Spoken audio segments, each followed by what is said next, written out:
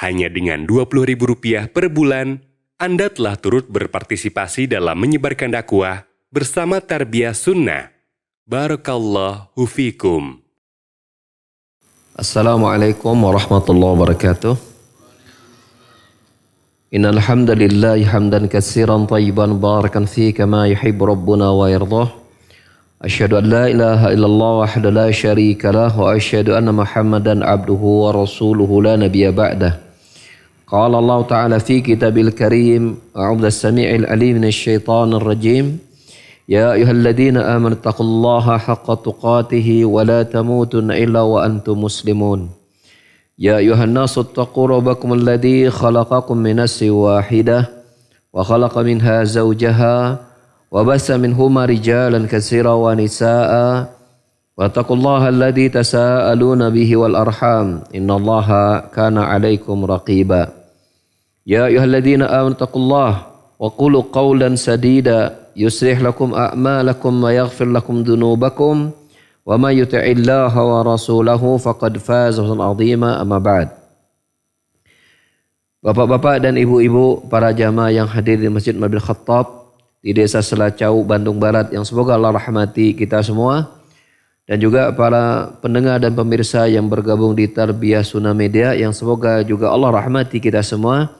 Pada kesempatan sore hari ini kita akan melanjutkan kembali kajian kita untuk mengurai faidah-faidah yang terdapat di surah Al-Baqarah, di mana kita pada kesempatan kali ini akan membahas ayat 134-nya, di mana Allah Ta'ala berfirman, a'udzasyaitonir rajim, tilka ummatun qad khalat laha ma kasabat wa lakum ma kasabtum wa la tus'aluna amma kanu ya'malun. Artinya, itulah umat-umat yang telah lalu. Bagi mereka apa yang mereka usahakan, dan bagi kalian adalah apa yang kalian usahakan.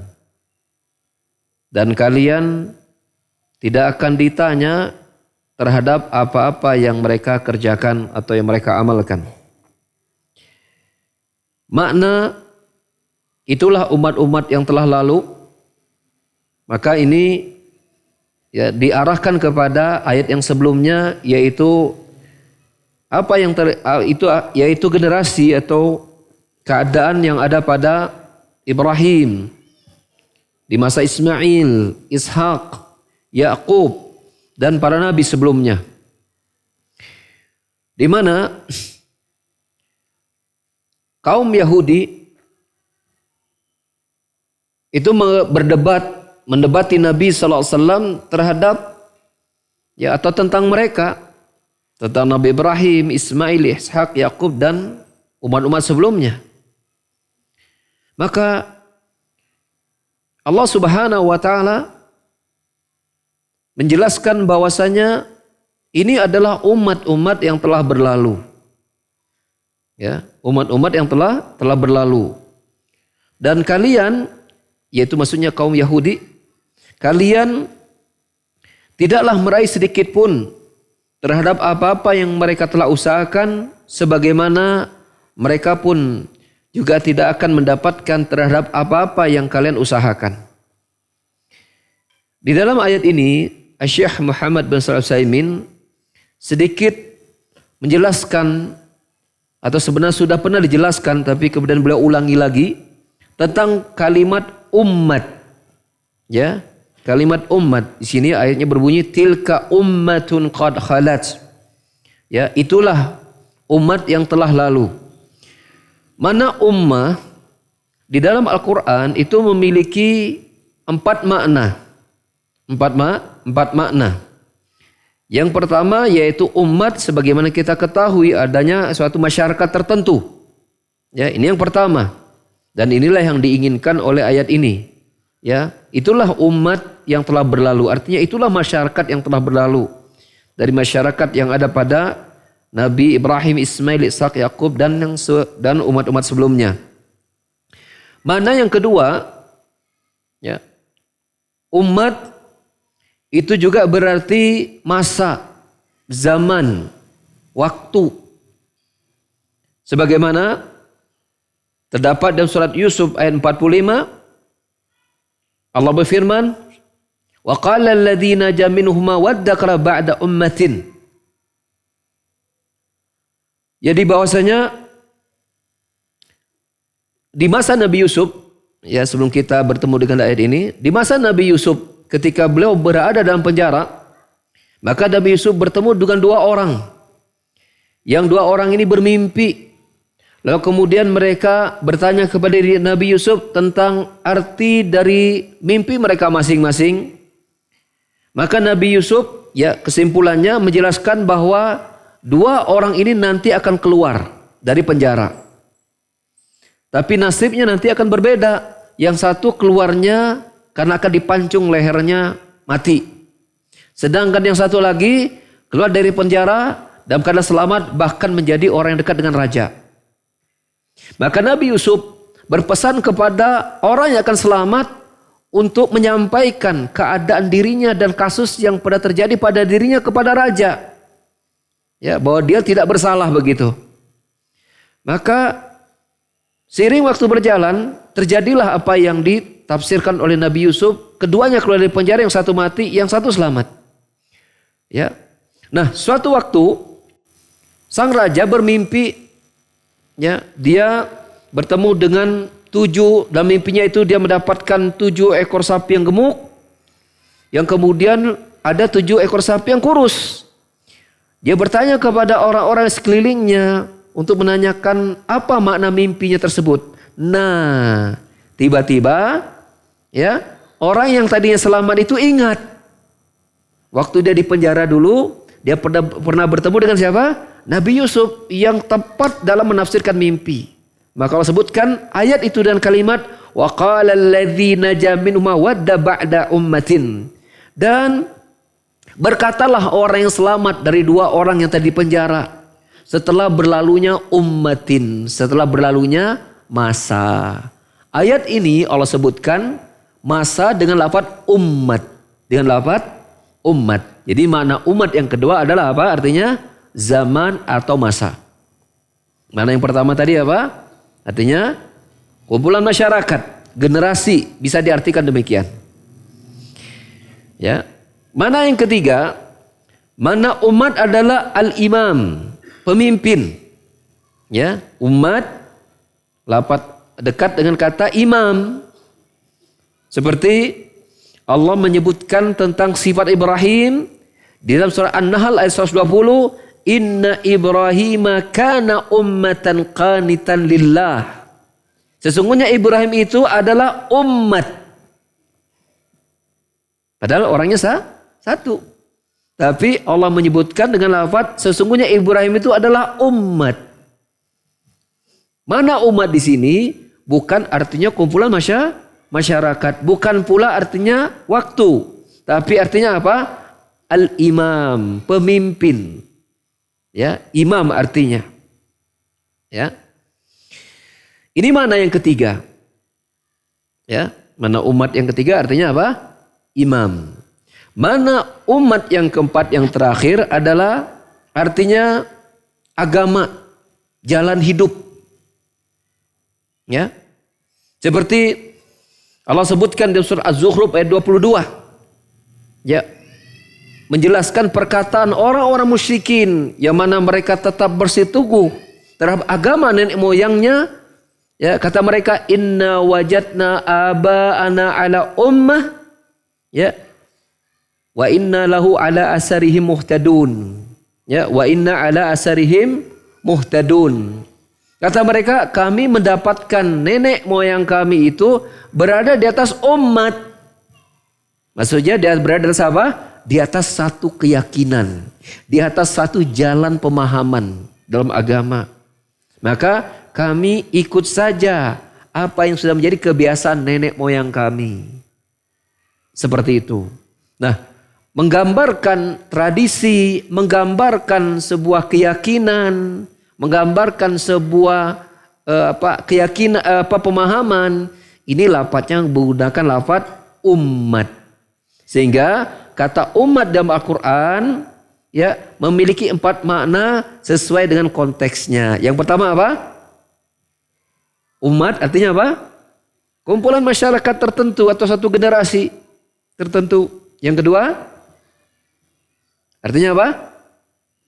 Masa, waktu, zaman. Ya, yang ketiga, imam. Yang keempat, artinya apa? Jalan hidup, agama, pemahaman, keyakinan. Ya. Sehingga ketika kita bertemu dengan kata umat dalam Al-Quran, ingat, tidak bermakna hanya masyarakat umat tertentu, masyarakat tertentu, generasi tertentu, bukan itu saja. Tapi tergantung konteksnya di dalam ayat Al-Quran Al-Karim atau dalam hadis kalau kita ketemu.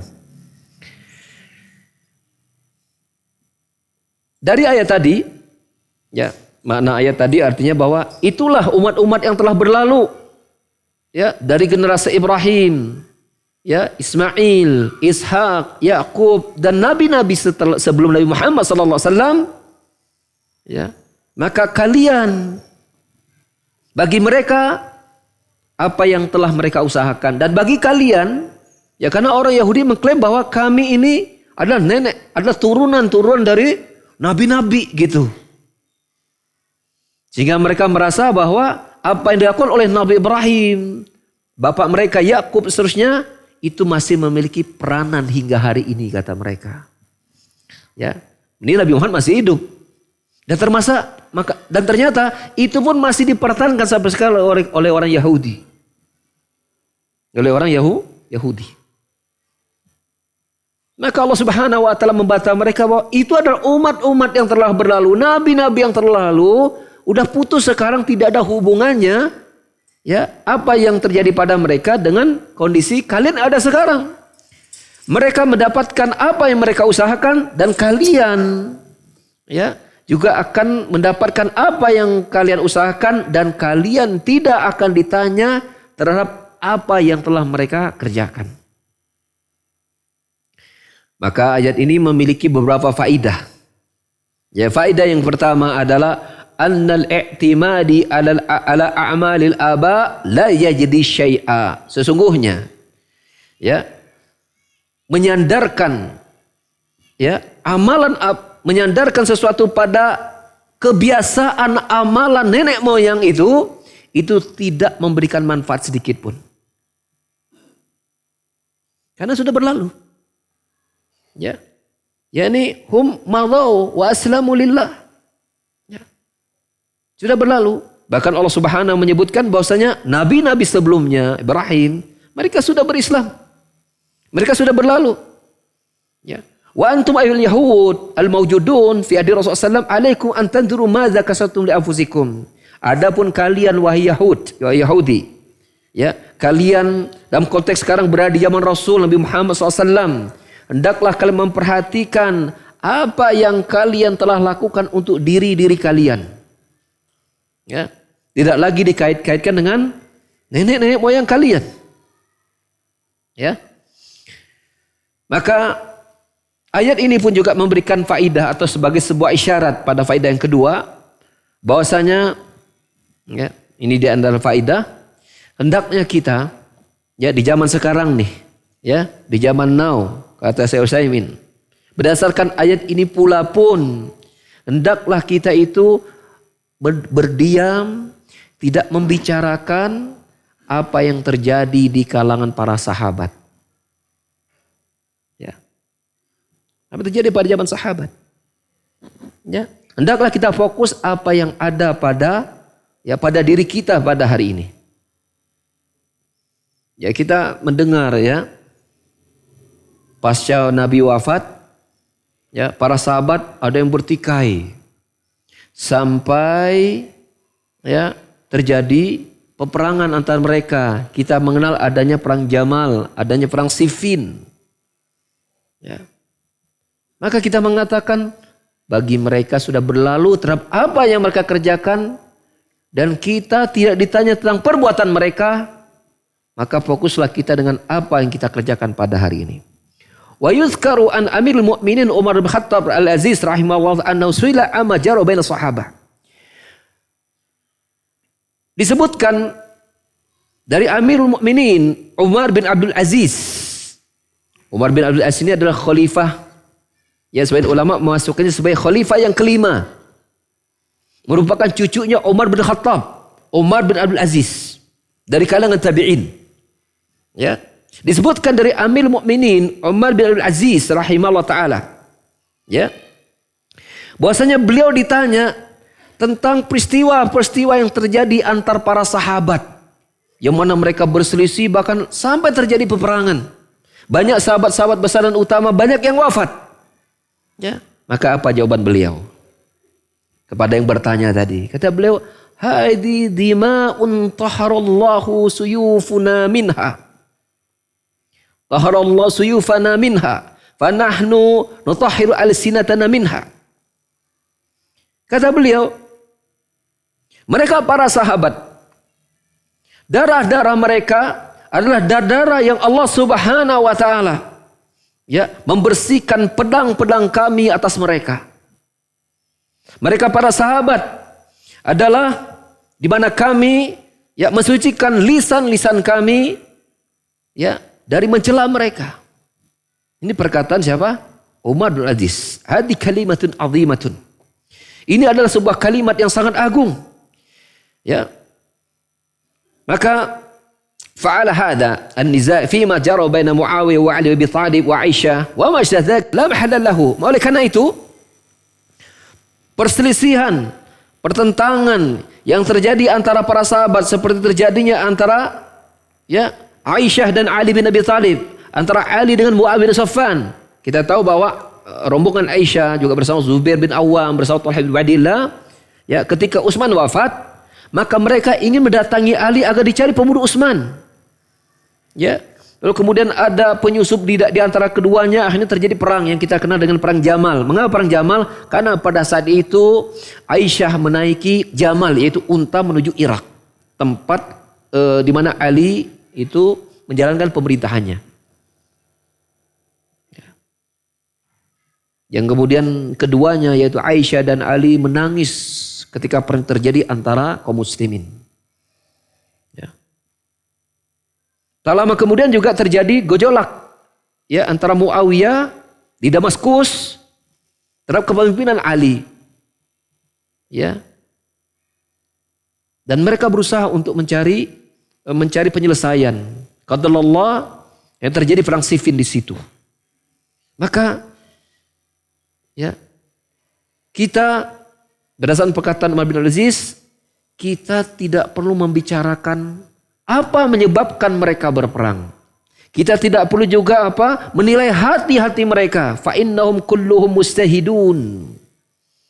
Ya, karena sesungguhnya mereka itu mustahid yang selalu berusaha untuk mencari kebenaran. Aisyah dan Muawiyah bersama-sama mungkin untuk mencari pembunuh Utsman, sedangkan Ali berusaha untuk menenangkan keadaan dulu pasca wafatnya Utsman, karena keadaan sedang kacau, jadi chaos, ya, dudukkan dulu kekhalifahan, dudukkan dulu Ali agar menjadi khalifah, lalu kemudian nanti setelah kondisi aman akan dicari dicari pembunuh Utsman bin Affan, dan itu bukan satu orang dua orang.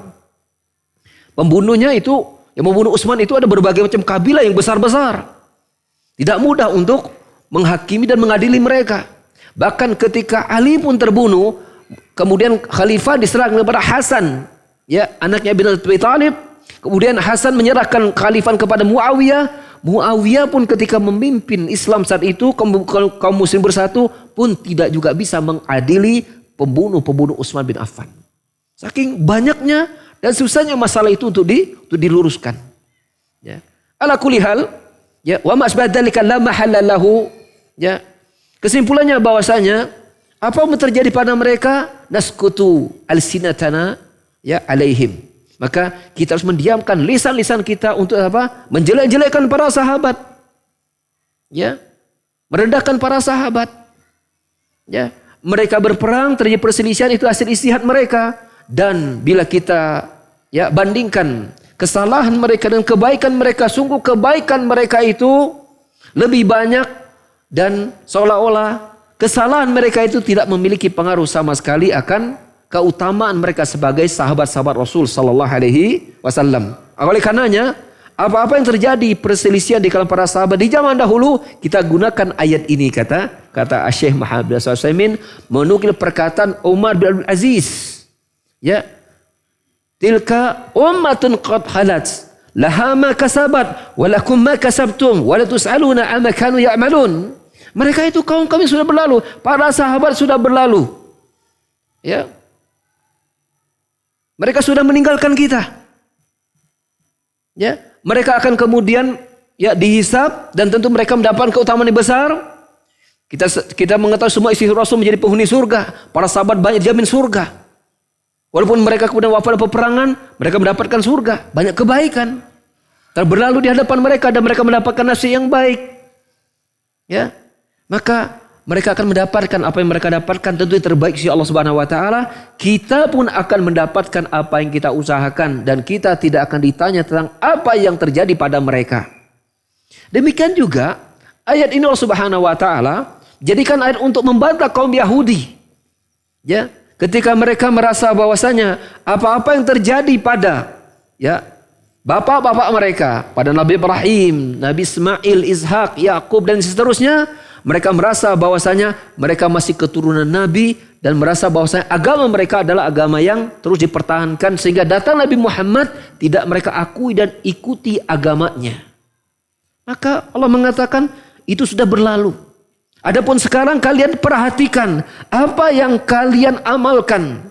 Apakah sudah sesuai dengan syariat Allah Subhanahu wa taala pada hari ini dengan kedatangan Nabi Muhammad sallallahu alaihi wasallam. Dan ayat ini juga dijadikan dalil oleh Syekh Utsaimin tentang ya apa yang terjadi para sahabat, maka itu juga sudah berlalu. Kita tidak ditanya tentang apa yang mereka kerjakan. Perselisihan yang terjadi para sahabat, kita tidak akan ditanya tentang apa yang mereka amalkan. Anggap mereka melakukan kesalahan, kita tidak menanggung apa yang mereka terjadi pada mereka. Maka oleh karena itulah kata Syekh Utsaimin, alladzi yajibu an na'taniya bihi hadral ummah. Ya. Adapun kewajiban bagi kita adalah lebih memperhatikan keadaan umat pada hari ini. Ya, hadzal ladzi yajibu an yubayyana fi al-haq. Ya, inilah yang menjadi kewajiban kita untuk agar yubayyanu fi al-haq, agar al-haq itu dijelaskan. Wa yubtala fihi al-batilu, dan agar kebatilan itu dijelaskan pada hari ini. Sehingga adapun kepada umat yang sebelumnya kita mengatakan sebagaimana Allah sebutkan dalam surah Al-Hasyr 10, Rabbana ighfir lana wa li ikhwanina alladhina sabaquna bil iman wa la tajal fi qulubina ghillal ladzina amanu Rabbana innaka raufur rahim. Ya, inilah ucapan. Ya, orang-orang yang datang setelah sahabat, ucapan mereka seperti ini mestinya, yaitu apa? Rabbana ighfir lana, ya Rabb kami, ampunilah dosa kami dan ampunilah saudara-saudara kami yang telah mendahului kami dalam keimanan, para sahabat. Wala tajal fi qulubina ghilladzina amanu Rabbana, dan janganlah engkau ya jadikan ada kedengkian dalam hati kami terhadap orang-orang yang beriman, baik orang yang beriman telah lalu maupun orang beriman yang ada sekarang. Rabbana innaka raufur rahim, ya Rabb kami, sesungguhnya engkau raufur rahim. Ya, sesungguhnya engkau ya maha penyantun dan maha penyayang. Inilah mestinya diucapkan oleh orang-orang yang datang setelah masa sahabat. Yaitu apa? Memintakan ampun atas dosa-dosa mereka dan dosa orang-orang yang beriman sebelum mereka, dan orang-orang beriman sebelum mereka tentulah para sahabat yang menyandang lafaz iman tersebut di masa Rasulullah sallallahu alaihi wasallam, dan juga berdoa kepada Allah jangan kemudian agar Allah Subhanahu wa taala mencabut dan menghilangkan rasa dengki kepada orang beriman, terutama kepada para sahabat. Ya, karena dengki kepada para sahabat ini ada sebagian ya dari sekte yang mengatasnamakan diri mereka Islam, kemudian mereka mencaci maki para sahabat yang kita kenal dengan pemahaman Syiah Rafidah. Ya, bahkan mereka tidak sungkan-sungkan bahkan mengkafirkan para sahabat besar. Mereka mengkafirkan Umar, mengkafirkan Abu Bakar, mengkafirkan Umar, mengkafirkan Utsman. Ya. Seperti itu, kecuali Ali. Sebaliknya di sana ada kubu namanya dalam pemahaman disebutnya Nasibiyah. Ya. Nasibiyah ini sebaliknya mereka mencela Ali, ya, lalu kemudian memuliakan tiga sahabat tadi. Abu Bakar, Umar dan Utsman. Pokoknya Ali direndahkan. Ini namanya nasibiyah. Jadi kalau ada seseorang yang memiliki pemahaman dan isi perkataannya merendahkan Ali, ini nasibiyah namanya. Sedangkan sebaliknya mereka yang mengkultuskan Ali dan keturunannya, lalu kemudian mencela sahabat yang lain, bahkan mengkafirkan para sahabat secara umum, mereka ini dikenal dengan nama ya pemahaman Syiah Rafidah, dan kita berlepas diri dari keduanya. Ya, kita berlepas diri dari keduanya.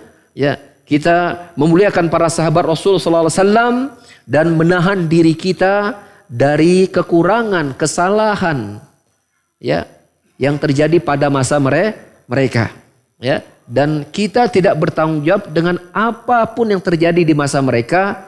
Bila mungkin sebagian orang memandang itu sebagai sebuah kelemahan, itu urusan mereka. Adapun kita orang beriman, ya, tidak membicarakan apa yang terjadi antara mereka, dan kita hanya fokus pada satu perkara, yaitu apa? Membicarakan keutamaan mereka. Bahkan Allah mengajarkan untuk memintakan ampun bila di sana ada kelemahan, ada kesalahan pada mereka. Allah mengajarkan, ya, bahwa walladzina ja'u min ba'dihim. Karena awal mulanya Allah menceritakan tentang muhajirin. Ya, kemudian Allah menceritakan tentang Ansor pada 2 ayat sebelumnya. Kemudian Allah menceritakan walladzina ja'u min ba'dihim yaqulun, dan orang-orang yang datang setelah mereka, setelah muhajirin dan Ansor. Maka kaum tabi'in, tabi'ut tabi'in, dan orang datang setelah mereka sampai di masa kita ini, ucapan mereka mestinya satu, yaitu apa? Minta ampun kepada Allah atas dosa-dosa mereka dan memintakan ampun kepada Allah atas kesalahan orang-orang beriman ya sebelum mereka. Faedah berikutnya dari ayat tersebut, annal insana wa amalahu, bahwa sesungguhnya seseorang itu ya dia dengan sibuk dengan amalnya saja. Ya. Tidak bisa kemudian amalnya itu dibagi-bagikan kepada yang lain. Fala ahada yu'ti min amali ahadin. Ya. Tidak ada seseorang pun yang bisa memberikan dari amalnya kepada yang lain. Karena Allah mengatakan laha ma kasabat walakum ma kasabtum. Bagi mereka umat terdahulu itu apa yang mereka amalkan, dan bagi kalian mendapatkan apa yang kalian amalkan. Ya. Sehingga Allah Subhanahu wa taala pun menegaskan di dalam surah Al-Mudatsir ayat 38, kullu nafsin bima kasabat rahina. Setiap jiwa itu bertanggung jawab terhadap apa yang mereka usahakan. Ya. Setiap jiwa itu bertanggung jawab terhadap apa yang mereka usahakan. Di antara faedah yang lain dari tersebut, bahwasanya annal akhirah la yusalu an amalil awal. Sesungguhnya generasi yang datang setelahnya itu tidak bertanggung jawab terhadap amalan orang yang ada pada generasi sebelumnya. Tapi sebaliknya, orang yang pertama itu akan ditanya terhadap amalan orang yang datang setelahnya. Ya.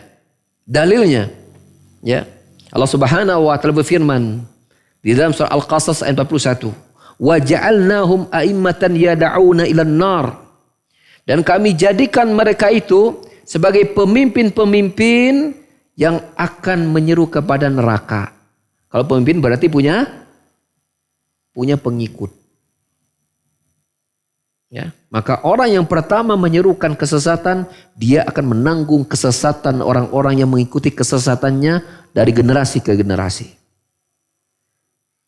Contoh misal, faqad yakunul awwalu sahiba bid'atin. Kadang-kadang mungkin orang yang pertama itu adalah dia pelaku kebidahan. Wa yuttaba'u ala bid'ati, lalu kemudian kebidahannya diikuti oleh yang lain. Fa yakudalan ala dhalalatin.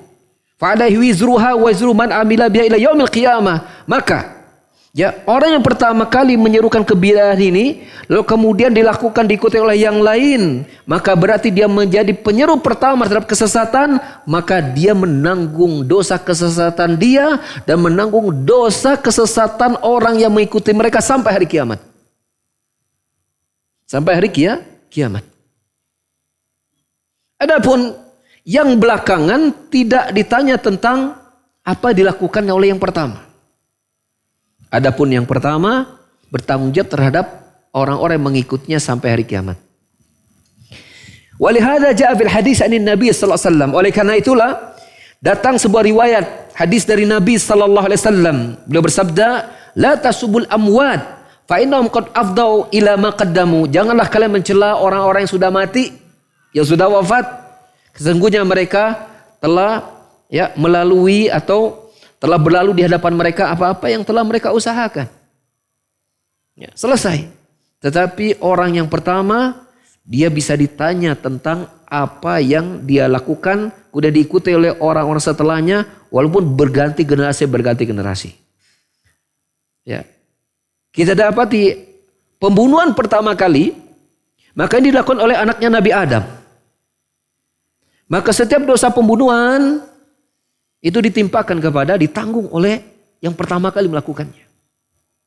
Begitu juga kesesatan, misalnya kebidahan, ya, tidak ada di generasi sekarang, ya.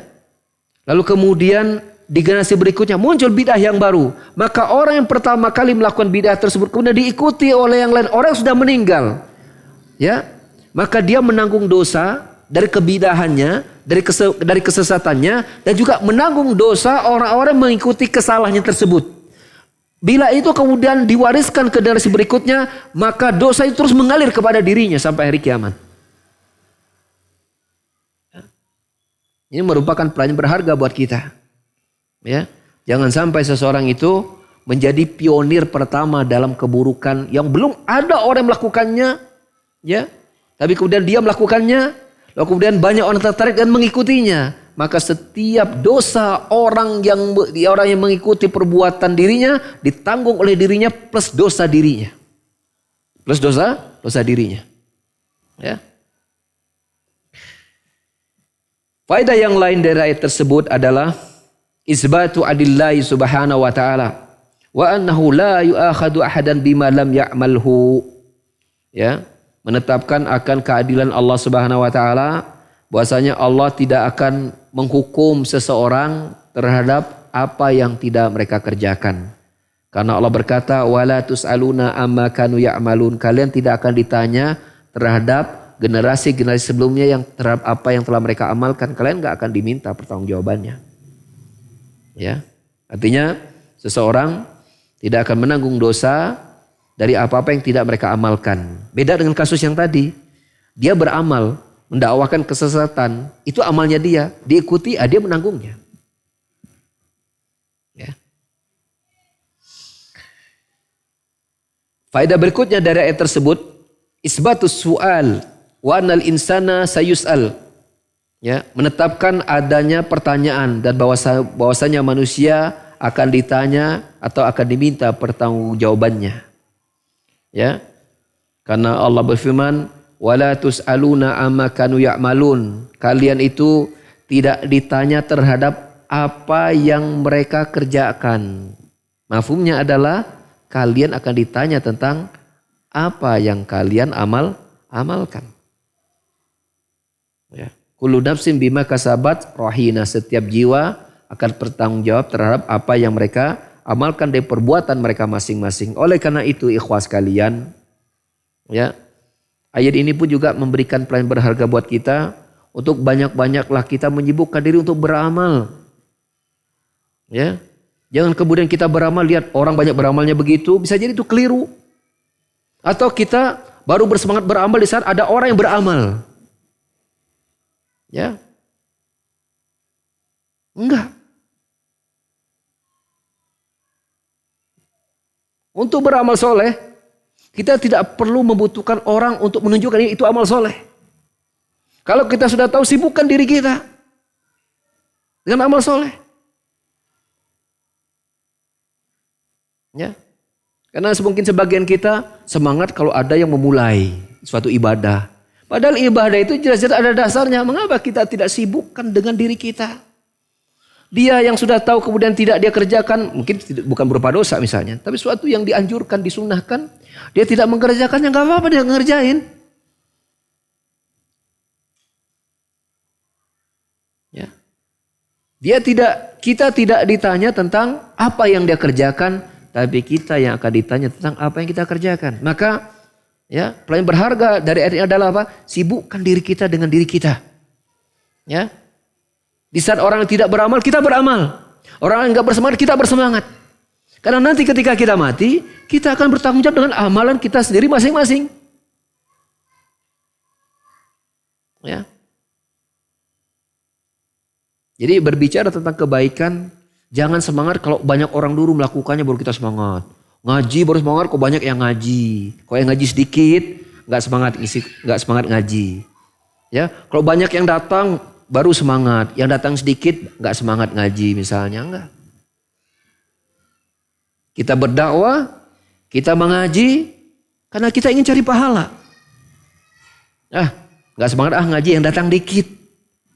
Misal, nggak semangat dakwah yang dengar, yang menerimanya sedikit, enggak.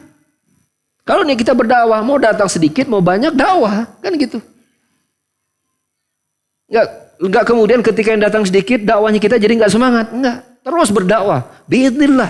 Kenapa? Karena kita ini sedang beramal untuk persiapan kematian kita yang nanti akan diminta pertanggungjawabannya sendiri-sendiri.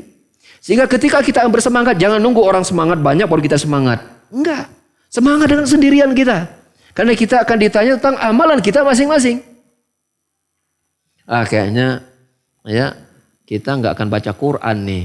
Dan di masjid nggak ada yang baca Quran. Akhirnya nggak baca Quran di masjid. Wallahi. Nggak apa-apa orang nggak baca di masjid. Sendirian kita baca Quran di masjid nggak jadi masalah. Jangan sampai kita baru semangat baca Quran. Kalau udah banyak baca Quran, baru semangat baca Quran. Sebaliknya, jangan sampai pula ya kita menjadi terbalik. Di saat orang tidak melakukan kesalahan, kita yang pertama kali melakukan kesalahan dan bangga dengan kesalahan, itu bahaya. Ya, itu bahaya. Demikian ikhwas sekalian yang bisa saya sampaikan. Cukup pada ayat yang ke-134. 135 ini faedah cukup banyak dan faedahnya bagus-bagus. Kalau dikaji sekarang nggak seru. Maksudnya nggak seru tuh khawatir ada yang terpotong dan kurang utuh. Jadi kita cukupkan sampai di situ dari faedah-faedah yang ada. Ya, barangkali kalau ada pertanyaan, saya kembalikan dulu kepada pembawa acara. Ya, Kang Cepi silakan. Syukur atas pemaparan materi yang telah disampaikan, dan untuk pertanyaan di awal atau pertama silakan kami berikan kesempatan untuk jamaah yang ada di masjid terlebih dahulu, Ustaz. Silakan. Ya, jamaah yang di masjid dapat kesempatan. Ya, bukan dapat hadiah. Silakan. Silakan. Pak Imran. Ya. Ada orang yang mengatakan begini Ustaz, katanya kalau dalam suatu kaum ada yang melakukan fahisyah seperti Melakukan apa? Fahisyah seperti berbuat zina. Katanya kalau kata orang Sunda 40 suhunan mah, jadi setiap 40 keluarga itu kebagian dosanya. Nah, apakah ini benar enggak gitu? Maksudnya apa? Kalau di Sunda teh berarti apa? Jadi gini, jadi kalau suatu kaum itu melaksanakan kalau suatu ada dalam suatu masyarakat itu, dalam suatu kaum itu ada yang seseorang berzina gitu ya. Berzina. Terus katanya 40 keluarga itu kebagian dosanya gitu. Apa oh ini? Begitu. Oh. Apa ini ada dia berzina satu, 40 keluarga kebagian dosanya. Enggak ada dalil. Tetangga-tetangganya gitu. Enggak ada dalil. Enggak ada dasar sama sekali. Ya, terima kasih. Enggak ada dasar. Assalamualaikum warahmatullahi wabarakatuh. Assalamualaikum warahmatullahi wabarakatuh. Enak aja dia yang berzina kita yang nanggung dosa. Kenapa? Karena zinanya juga dia kan diam-diam. Enggak ngajak-ngajak kan. Lain kalau ngajak ya kita pasti akan cegah gitu kan, seperti itu. Ya. Iya, ya enggak ada dalil itu, enggak ada dasar. Ya. Yang berdosa adalah seseorang yang mengetahui gelagat orang berzina kemudian dia diam padahal dia mampu untuk mencegahnya. Dia berdosa, itu saja. Kan nggak mungkin semua 40 keluarga di situ tahu bahwa ini orang akan berzina ya. Kebanyakan kan nggak, biasanya kan orang berzina itu ya sebagai sebuah dosa. Ya. Kata Nabi SAW, al-ismu mahaka fi qalbi. Ya. Dosa itu adalah apa yang bergetar dalam hatimu dan engkau tidak ingin manusia mengetahuinya. Itu dosa. Jadi orang berbuat dosa itu, ya itu mesti dia tidak ingin orang melihatnya, apalagi zina.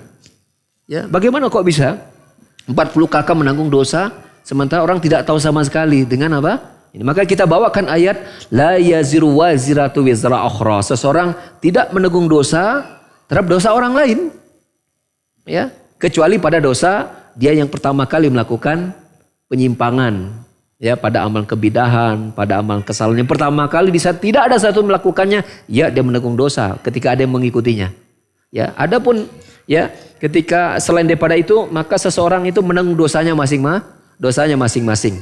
Ya, tidak ada dalil bila ada seseorang berzina maka satu kampung itu minimal 40 kakak itu menanggung dosa orang yang berzina tersebut, maka ini tidak ada dasarnya sama sekali. Allahu a'lam bishawab.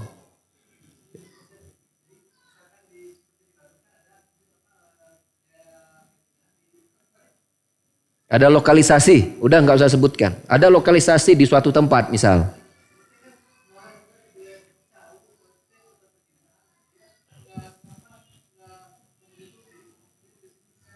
Dia tidak apa?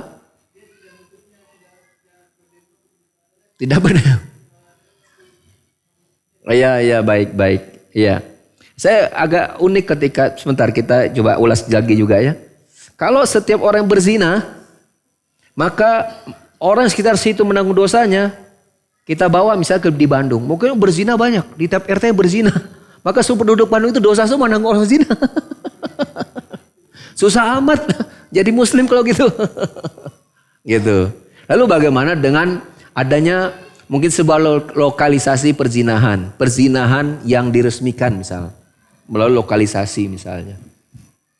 Ya tidak merubah dosa zina menjadi halal, enggak. Ya, tetap walaupun mau dilokalisasi, mau domestikasi atau internasionalisasi, zina tetap zina. Dosa zina tetap dosa zina. Ya tidak berubah kemudian zina karena lokalisasi hukum dosa zinanya jadi hilang, tidak. Ya, maka mereka yang memiliki kekuasaan kemudian membiarkan kerusakan itu pada dia mampu mengubahnya, maka dia berdosa. Dia berdosa. Adapun orang di sekitar, misalnya dia tidak memiliki wewenang, dia sudah berusaha untuk memberikan nasihat, tapi tidak didengar, ya sudah dia tidak bertanggung jawab terhadap ya dosa-dosa orang yang berzina yang ada di lokalisasi tersebut selama hatinya mengingkari. Karena Nabi SAW bersabda dalam sebuah hadis riwayat Muslim, "Man ra'a minkum munkaran falyughayyiru biyadihi, falam yastati' fabilisani, falam yastati' fabiqalbihi, wa dzalika aful iman." Barang siapa di antara kalian yang melihat kemungkaran, ubah dengan tangannya. Maksudnya kalau dia memiliki kekuasaan, memiliki wewenang, ubah. Bagi yang enggak mampu, ya, maka ubah dengan lisan. Bila kemudian dia seorang yang didengar omongannya, mungkin tokoh masyarakat atau seorang kiai, ajengan, ulama, ustadz, sampaikan nasihat itu pada mereka. Kalau ternyata dia bukan pemimpin, bukan punya wewenang, nggak ada, bukan kiai, bukan ajengan, bukan tokoh masyarakat, maka setiap orang yang mengetahui harta kita di sini, tahu itu ada sebuah lokalisasi zina, kita harus ingkari. Setiap orang harus mengingkarinya, setiap orang harus ingkari. Dan itulah selama-lamanya iman. Karena Nabi menyebutkan man ro'a minkum. Mana ro'a di situ? Bisa artinya melihat langsung, bisa maknanya man alima. Barang siapa yang mengetahui. Maka kita pun, misalnya lokasi itu misalnya ada di ujung kulon misalnya. Kita tahu ada. Kita bukan pemimpin, kita bukan orang yang berhak memberikan nasihat, tapi kita tahu kita harus ingkari perzinahan tersebut walaupun dia ada di ujung dunia. Sementara itu informasi itu ada di kita, ingkari. Contoh misalnya Las Vegas, perjudian. Ya kan? Kita tahu Las Vegas itu lokasi perjudian. Kita hatikan mengingkari ini adalah haram. Walaupun itu jauh di pelupuk mata. Tapi dekat di telinga. Karena dapat informasi dari lewat telinga, lewat suara. Harus ingkari. Harus ingkari. Ya, lalu adapun pengubahannya tergantung ya siapa kita. Ya, kalau punya kekuasaan wajib. Ya, kalau punya kemampuan memberikan nasihat dan didengar wajib. Enggak punya dua-duanya, kewajiban setiap orang yang mengetahuinya mengingkari dengan hatinya, itulah selama-lamanya iman, ya. Dan kita berdoa semoga Allah Subhanahu wa taala yang menghilangkan semua kesesatan, kesulitan, semua penyimpangan, semua kemaksiatan yang ada di manapun berada, ya. Dan saran kita, ya, kesesatan, kemaksiatan itu jangan dipublish. Orang yang nggak tahu lokalisasi jadi penasaran di mana itu lokasinya, Awal mulanya pengen survei, lama-lama jadi pelanggan, bahaya. Jadi jangan disosialisasikan. Ya jangan. Ya cukup, kalau kita tahu cukup di kita. Jangan sosialisasikan. Ya. Itu nasihat para ulama. Jadi keburukan itu jangan disosialisasikan. Di sana terjadi perampokan loh. Dia cara merampoknya kayak gini loh. Orang yang punya hatinya buruk atau perampok-perampok junior dapat ilmu tuh bagaimana menjadi senior dalam perampokan. Hanya perampokan meningkat. Maka kerusakan itu jangan disosialisasikan. Ya, itu kaidahnya dalam kita meredam kemungkaran. Ya, jadi jangan disebut lokalisasi di mana, nanti orang jadi tahu yang hatinya rusak malah penasaran, akhirnya jadi rusaknyaan gitu kan? Seperti itu. Allahumma bissawab.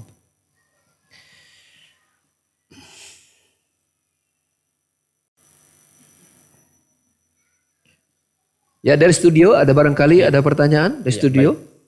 Syukran Ustaz dari atas pembawa jawabannya. acara barangkali. Pertanyaan yang masuk dari studio Ustaz melalui pesan singkat dari Bapak Abdullah di Bekasi. Assalamualaikum Ustaz. Maaf menyimpang sedikit dari tema. Apakah bekerja di bank BUMN konvensional milik pemerintah termasuk pekerjaan yang haram Ustaz? Ya, insyaallah. Bagi yang di Bekasi, Pak Auto di Bekasi, itu banyak kajian-kajian muamalah ya di Bekasi, Jakarta. Paling kita tahu di sana ada Ustadz Eurandi Tarmidi. Nah, tanya ke beliau. Ya, saya jawabannya sudah tahu dan saya mengira yang bertanya juga sudah tahu jawabannya. Cuman jangan sampai saya yang menjawabnya, khawatir masalah. Ya. Jadi silakan ditanyakan sama sama ustadz-ustadz yang terkenal yang punya kompetensi untuk menjawab permasalahan bank dengan segala bentuk seluk-beluknya, apalagi itu dikaitkan dengan bank pemerintah, itu silakan kepada orang yang punya wilayah ya dalam menjawabnya. Adapun saya tidak berani menjawab ya. Walaupun saya punya dugaan kuat yang bertanya sepertinya sudah tahu jawabannya. Ya. Gitu. Jadi tanyakan dulu kepada diri sendiri ya. Yang jelas pelajari hukum bank saja. Apa hukum bank konvensional? Secara umum memang hukum bank konvensional itu adalah banyak melaksanakan praktek-praktek riba. Sampai sekali Syekh bin Baz rahimahullah ta'ala, bahkan seseorang itu pun sampai tidak boleh jadi security. Ya walaupun ini saya juga mempelajari ada perbedaan pendapat dari sebagian ulama dalam masalah itu. Ya. Sampai segitunya ya. Jadi ya sebaiknya didiskusikan ya, ditanyakan, lihat maslahat mudarat ya, ini kepada ustaz-ustaz setempat ya. Secara umum praktek riba apapun namanya, apakah dia lembaga keuangan, apakah dia sebuah bank atau hanya orang per orang, bila terjadi praktek riba maka jelas hukumnya haram. Maka hukumnya haram. Ya, adapun kemudian kita bertransaksi kepada suatu bank yang banyak melakukan riba, tapi transaksi kita itu tidak transaksi riba, maka ini halal. Seperti Rasulullah SAW melakukan akad jual beli dengan kaum Yahudi. Sementara kaum Yahudi itu banyak melakukan praktik ribawi. Tapi Rasulullah SAW sering bertransaksi muamalah jual beli kepada kaum Yahudi selama akadnya halal. Selama akadnya halal. Ya seperti itu. Ya, nah ini bisa kita terapkan pada perbankan di mana kita berada ya. Bila kemudian kita bekerja di situ, lalu kemudian kita ikut membantu proses lancarnya sebuah transaksi riba, maka tidak boleh. Ya, tidak boleh. Ya itu ilmunya seperti itu. Ya, nah silakan kembali kepada yang bertanya untuk menilai dirinya masing-masing. Allah alam bissawab. Kita pertanyaan selanjutnya Ustaz. Pertanyaan selanjutnya ya. Baik. Dua lagi ya, kalau ada yang terakhir dua lagi. Mungkin ini yang terakhir saja Ustaz. Boleh? Gimana? Ya. Tidak menyebutkan namanya di mana, beliau bertanya, Ustaz, apakah berdosa kita tidak mengajak tetangga atau keluarga karena merasa belum mampu untuk berdakwah mengajak kepada sunnah Ustaz? Silahkan. Ya baik. Ya, apakah kita berdosa tidak mengajak tetangga atau keluarga ya karena keterbatasan kita? Ya. Memang Allah Subhanahu wa taala berfirman, "Fattaqullaha mastata'tum." Ya, bertakwalah kepada kalian, bertakwalah kepada Allah sesuai kemampuan kalian. Ya, sesuai kemampuan kalian. Nah, persoalannya adalah sebesar apa kita menggali kemampuan kita. Ya. Mungkin sebagian kita tidak bisa berdakwah secara lisan, tapi bisa berdakwah melalui ya WA, bisa berdakwah melalui mungkin mengirimkan artikel-artikel ringkas melalui grup warga atau grup keluarga, maka itu bisa dilakukan. Ya. Kan banyak di antara kita ini kalau ngomong itu nggak pede, atau kalau ngomong belum tentu didengar, atau kalau ngomong bahkan nanti jadi masalah. Maka Anda bisa berdakwah melalui apa? Melalui media sosial. Itu bagian dari yang bisa diusahakan. Ya. Seperti itu. Jadi berusaha semaksimal mungkin. Bila ada peluang lakukan. Mungkin Anda satu waktu ya dengan tetangga barangkali sambil keluar belanja di warung, Anda pun bisa berdakwah. Dan yang paling penting dalam dakwah itu adalah apa? Dakwatu bil hal. Dakwah dengan akhlak. Dakwah dengan akhlak. Nabi SAW telah menang di langkah yang pertama sebelum beliau mendakwakan tauhid, dakwatul akhlak. Di masa mudanya Nabi telah menyandang gelar Al-Amin yang sangat terpercaya. Bahkan ketika beliau berdakwah, banyak orang-orang kafir Quraisy ketika mereka ingin menitipkan barang dagangan mereka, padahal ini musuh Nabi, suka mencela Nabi, menentang dakwah Nabi, tapi ketika mereka ingin menitipkan barang dagangan mereka atau harta benda mereka masih menitipkan kepada Nabi Muhammad SAW, karena kalau dititipkan kepada Muhammad pasti aman dan tidak akan khianat. Jadi Nabi SAW telah memenangkan yang pertama dakwah akhlak sebelum datang dakwah tauhid. Ya, maka ini luar biasa pengaruhnya. Ya, akhlak dalam dakwah. Jangan sampai ya kita ini berkoar-koar dengan barangkali tadi ngirim ke grup tadi ya, bukan berarti nggak boleh. Saya mengatakan cuman kita harus lihat-lihat. Ya, ini efektif nggak? Jangan sampai kita banyak ngirim nasihat, ngirim ini, tetapi orang nggak melihat akhlak kita bagus. Maka rasa-rasanya marketing kita itu kurang laku jadinya. Oh, Om Doi ya mah bisa we nasihatin baturnya hari manena. Nah, ya udah kalau begitu udah kena itu. Omongan kita akan itu mah paling ngomong doang. Iya. Tapi ketika kita berdakwah di muka itu mukadimah dan akhlak yang bagus, somaya murah senyum, ya suka membantu, tutulung kanu butuh, tarang kanu susah, mirip ka manusia, insyaallah jempol itu. Orang sudah lihat nih, Masya Allah nih orang luar biasa. Sosialnya, perhatiannya luar biasa. Ya ringan tangan, mudah membantu sesama. Ke orang tua bakti, ke tetangga, ya juga ya saling membantu, saling menolong. Ya, tidak dia hidup dengan sendirian. Ucapannya dia jaga. Haram di awal, maka ketika dia mulai berbicara, apalagi pembicaraan yang tepat dengan ya kata-kata yang bagus, urutan yang tepat. Ya, biidnillahi ta'ala, maka dia akan mudah didengar dan diterima. Mungkin tidak tahun itu, mungkin tahun berikutnya. Mungkin tidak tahun berikutnya, mungkin tahun akan datang. Mungkin setelah dia mati, baru kemudian dakwahnya diterima. Ya, seperti itu. Jadi dakwah dengan akhlak itu luar biasa. Ya, tampilkan dulu akhlak mulia kita, maka insya Allah kemudian dakwah kita berupa sharing, ya, mengirim artikel, mengirim poster nasihat. Bahkan mungkin dengan lisan kita, dengan dakwah, dengan ucapan, itu akan lebih mudah didengar dan diterima daripada kita berbicara koar-koar, ngirim ini sana, kemudian akhlak kita tidak berbuah. Makanya saya akhiri sebenarnya dengan ucapan Syekhul Islam Taimiyah rahimahullah ta'ala. Beliau berkata, amalu rajulin li alfi rajulin ablagu min qawli alfi rajulin li rajulin. Kata beliau, amalan satu orang di hadapan 1000 orang itu lebih mengena dan mudah diterima daripada perkataan 1000 orang kepada 1 orang. Jadi kekuatan beramal untuk mudah diterima, dicontoh, itu 1000 banding 1. Dibanding orang berbicara kemudian amalnya tidak terwujud. Seperti itu. Anda ingin berbicara tentang sholat, tegakkanlah sholat pada diri kita. Anda berbicara tentang amanah, tegakkan amanah dalam diri kita. Anda berbicara tentang ini dan itu kebaikan, tegakkan itu pada diri kita. Maka insya Allah ya cukup kemudian orang melihat, kadang sudah menjadi dakwah. Bukankah Nabi SAW Majelis-majelis kajian yang beliau adakan itu, ya, itu tidak lebih banyak dibanding bagaimana para sahabat mengambil qudwah. Yaitu apa? Apa yang Rasulullah amalkan dalam kehidupannya. Itu yang mereka jadikan ilmu yang Rasulullah kok duduknya begini, beliau bicara begini, beliau kalau beramal begini, perbuat sikap beliau begini. Itu yang kemudian qudwah Rasul yang mereka ikuti.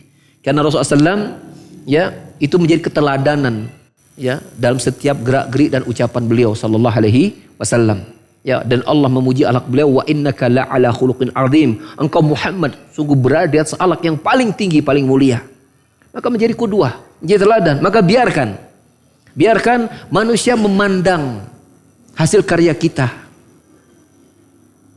Ya. Jangan sampai kita ingin manusia mengakui kita dengan ucapan-ucapan kita, jangan. Dahulukan dulu amal, dahulukan dulu perbuatan, dahulukan dulu, ya, apa-apa yang sudah terlihat. Sebab nanti orang akan melihat, dia ini, ya, mendakwakan suatu perkara dan ternyata dia sudah mengamalkannya dan dia sudah menikmati hasilnya. Orang ge hayang nyontohan si eta mah. Ibarat gini, ya, kita ingin menggambarkan, ya, suksesnya kita, beruntungnya apa, untung gede ketika kita icalan cau. Jualan pisang itu untungnya gede, kita kayak gini. Dia bukan pedagang cau. Atau ketika dia jualan cau tapi kurang berhasil misalnya, itu agak susah untuk memarketingin agar orang itu menjadi pedagang pisang. Beda ketika dia bandar pisang gede. Dia bercerita tentang pisang dan keutamaan pisang. Bagaimana memarketing pisang yang baik, bagaimana mengusaha pisang. Itu orang lebih mudah percaya. Kenapa? Terbukti dia berhasil. Begitu pula ketika kita memarketingin dakwah. Sama, ilmunya sama, marketingnya sama. Bila kemudian nilai-nilai Islam terwujud pada ucapan kita, pada akhlak kita, pada perbuatan kita, kita ngomong itu nggak ngomong juga orang udah percaya.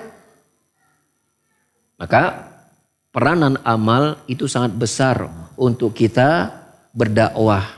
Ya, tapi semua kembali kepada kemampuan diri kita masing-masing. Tapi kok beramal setiap kita bisa. Ya, kok beramal setiap kita bisa. Adapun dengan lisan, dengan tulisan, maka itu tergantung orang masing-masing, tergantung juga situasi masing-masing. Tapi kalau dakwah dengan amal itu setiap kita bisa melakukannya. Allahumma bisawab. Ya, saya kira mungkin itu pertanyaan terakhir, mestinya 2, saya cukupkan 1 saja yang terakhir. Dan semoga Allah Subhanahu wa taala senantiasa selalu memberikan kita taufik dan hidayah sehingga terus bertambah ilmu-ilmu kebaikan buat kita dan juga memberikan taufik dan hidayah kepada kita sehingga kita bisa mengamalkan semua apa yang Allah ajar kepada kita.